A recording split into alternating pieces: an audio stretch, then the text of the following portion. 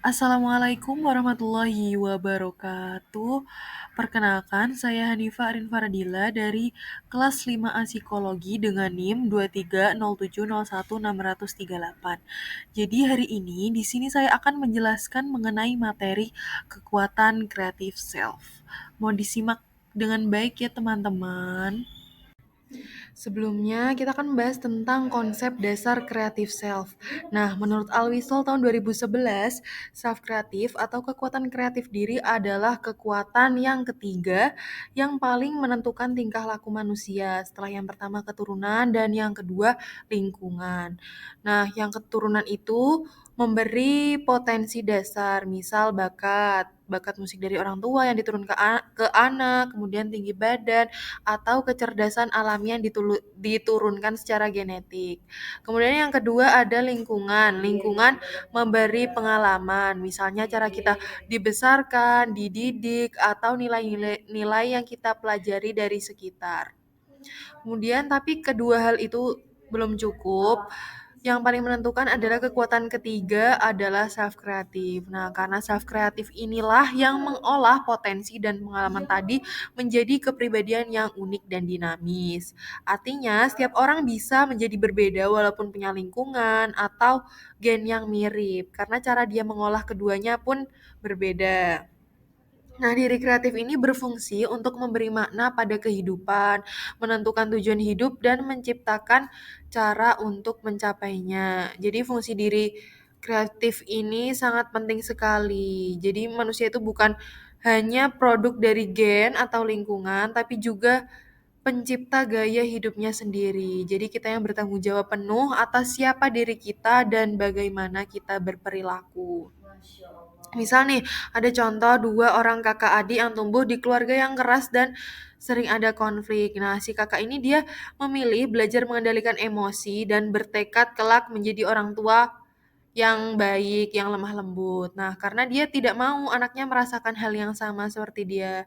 Nah, tapi terus kebalikannya. Nah, adik ini justru tumbuh menjadi mudah marah dan mengulang pola yang sama seperti orang tuanya. Nah, dari situ kelihatan kan bahwa fungsi diri kreatifnya ini si kakak pakai pengalaman pahitnya untuk menciptakan gaya hidup baru yang lebih sehat, sementara si adik ini tidak mengubah apapun.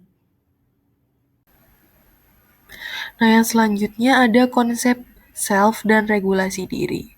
Nah, menurut Bandura dalam Al-Wisol tahun 2011, self adalah struktur kognitif yang berperan dalam mengatur persepsi, evaluasi, dan juga perilaku. Nah, self itu adalah sebenarnya bagian dari diri kita yang berfungsi untuk mengatur cara kita melihat diri sendiri, menilai tindakan kita, dan juga menentukan bagaimana kita berperilaku. Nah, Bandura juga memperkenalkan konsep determinisme resiprokal, yaitu hubungan saling memengaruhi antara perilaku, faktor pribadi, dan juga lingkungan. Jadi faktor pribadi, perilaku, dan lingkungan ini saling mempengaruhi. Misal ketika kita merasa percaya diri, ini kan faktor pribadi. Nah, terus perilaku kita, jadi kita cenderung berani tampil di depan kelas. Nah, dan kalau lingkungan mendukung, itu bisa makin memperkuat rasa percaya diri kita. Selanjutnya, Bandura juga menekankan pentingnya regulasi diri atau self-regulation, yaitu kemampuan seseorang untuk memantau, mengevaluasi, dan mengarahkan perilakunya agar sesuai dengan tujuan yang kita maksud. Nah, ada dua strategi regulasi diri nih menurut Bandura. Yang pertama ada strategi reaktif, yaitu menyesuaikan diri dengan tuntutan atau standar yang ada. Jadi kita menyesuaikan diri dengan situasi atau aturan yang sudah ada. Contohnya nih, kita baru belajar karena besok ada ujian. Jadi belajarnya itu karena terpaksa atau karena ada tuntutan. Yang kedua, strategi proaktif ini kebalikan dari strategi reaktif. Jadi dia menciptakan tantangan baru dan memotivasi diri untuk mencapai tujuan yang lebih tinggi. Jadi ini kita belajar bukan karena disuruh atau karena ada ujian, tapi karena sadar pentingnya materi itu dan ingin nilainya lebih bagus.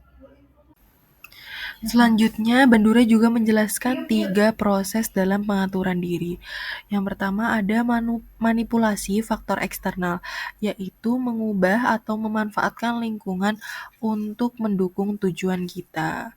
Jadi misal kita mau fokus belajar, jadi mungkin kita bisa mematikan notifikasi HP atau memilih tempat yang tenang. Jadi lingkungan ini disesuaikan supaya tidak mengganggu tujuan kita. Tadi kan tujuan kita ini ingin fokus untuk belajar.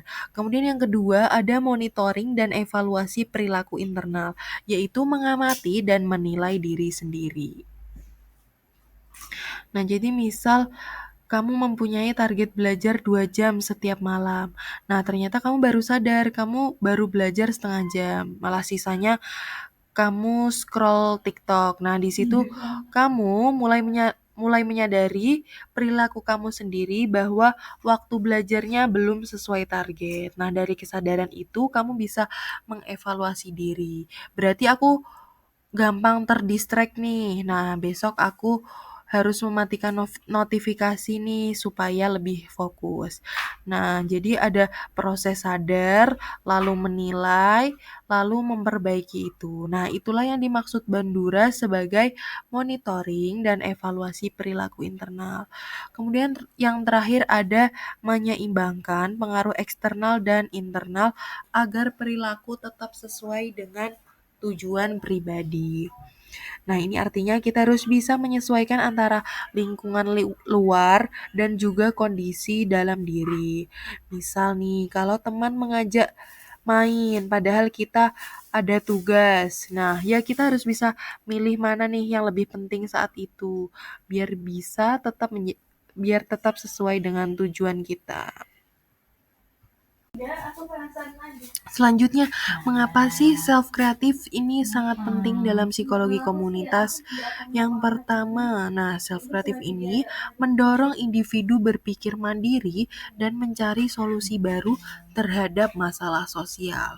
Jadi self kreatif ini membuat seseorang itu tidak pasif, tapi lebih aktif untuk mencari jalan keluar dari masalah yang ada di lingkungannya. Misal nih di sebuah kampung sering banjir karena saluran airnya mampet. Nah, orang dengan punya self kreatif ini tidak hanya mengeluh atau menyalahkan pemerintah, tapi berpikir gimana ya kalau kita membuat gotong royong nih rutin tiap minggu atau yang lain. Nah, dari situ muncul ide dan tindakan nyata untuk memperbaiki kondisi sosial di lingkungannya. Kemudian yang kedua yaitu self kreatif bisa membantu seseorang menafsirkan kesulitannya bukan sebagai nasib, tapi sebagai tantangan yang bisa diubah.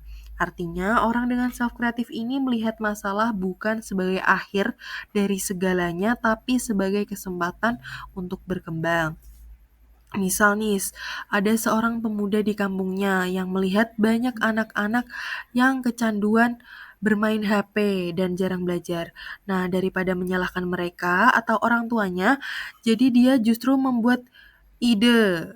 Misal, idenya kelas belajar sambil bermain game edukatif. Nah, jadi anak-anak tetap bisa bermain game, tapi juga sekalian belajar juga. Nah, ini contoh bagaimana self kreatif bisa membantu seseorang mengubah masalah menjadi peluang yang positif. Kemudian yang terakhir, bisa menumbuhkan rasa tanggung jawab dan inisiatif dalam meningkatkan kesejahteraan komunitasnya. Ya, nah artinya orang yang punya self kreatif ini sadar kalau perubahan sosial itu dimulai dari diri sendiri. Jadi dia tidak menunggu orang lain duluan, tapi dialah yang bergerak duluan. Jadi misal di lingkungannya banyak sampah berserakan. Nah, orang dengan self kreatif ini tidak hanya dia ngomel-ngomel, tapi dia langsung membuat program bank sampah atau misal lomba kebersihan antar RT. Nah, dari situ warga ikut termotivasi, jadi warga bisa menjaga kebersihannya bersama-sama. Selanjutnya Unity of Science, yaitu surah Asy-Syams ayat 7 sampai 10. A'udzu billahi minasyaitonir rajim. Wa nafsin wa ma sawwaha fa'alhamaha fujuraha wa taqwaha. Qad aflaha man zakkaha wa qad khaba man dassaha. Yang artinya dan demi jiwa serta penyempurnaannya atau ciptaannya, maka Allah mengilhamkan kepada jiwa itu jalan kefasikan dan ketakwaannya. Sungguh beruntung orang yang mensucikannya dan sungguh rugi orang yang mengotorinya. Nah, ayat ini menjelaskan bahwasanya Allah menciptakan manusia dengan dua potensi, yaitu kecenderungan untuk berbuat baik atau bertakwa dan berbuat buruk atau fujur. Nah, Allah memberi manusia kebebasan untuk memilih mana yang ingin ia ikuti. Kalau seseorang memilih jalan kebaikan, dan berusaha menyucikan jiwanya, maka ia akan beruntung. Tapi sebaliknya jika ia menuruti hawa nafsu dan mengotori jiwanya, maka ia akan rugi. Nah, dari sini bisa dipahami bahwa Islam juga mengakui adanya creative self, yaitu kemampuan manusia untuk membentuk dirinya sendiri. Jadi manusia bertanggung jawab atas arah hidupnya karena Allah sudah memberi potensi dan juga pilihan. Oke, penutup teman-teman, ini ada sedikit quotes dari saya, yaitu tidak ada pengalaman yang sia-sia jika kamu bisa memberi makna baru di dalamnya. Oke, baik. Sekian penjelasan dari saya. Semoga bermanfaat bagi teman-teman semua. Mohon maaf bila ada salah kata. Terima kasih. Wassalamualaikum warahmatullahi wabarakatuh.